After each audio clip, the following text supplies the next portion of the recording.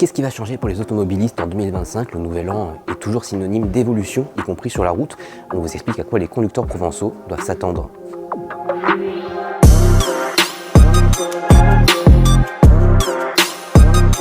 Alors ce qui change d'abord en 2025, c'est le prix des cartes grises. La région Provence-Alpes-Côte d'Azur va devenir la deuxième plus chère sur ce point. Il y a une augmentation de plus de 15% pour le prix de ce certificat d'immatriculation.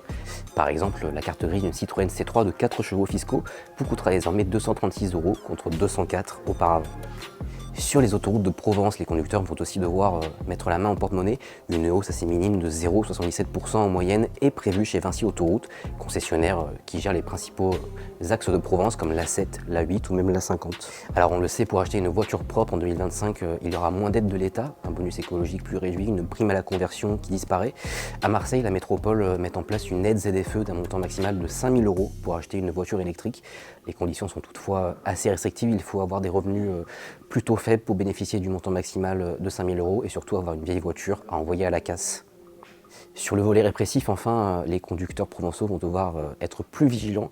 Une quinzaine de nouveaux radars urbains sont attendus dans les Bouches-du-Rhône. Ils pourront verbaliser notamment le franchissement de feux rouges, les excès de vitesse, voire plus tard les distances de sécurité, le port de la ceinture ou même l'usage du portable au volant. Une quinzaine de voitures radars privées sont également attendues dans toute la partie sud de la France. Elles devraient distribuer des amendes à partir du printemps 2025. Ces nouveaux radars s'accompagneront de plus de contrôles de la part des forces de l'ordre. Le préfet des Bouches-du-Rhône souhaite mettre en place 150 contrôles hebdomadaires dans le département, dont 50 rien qu'à Marseille.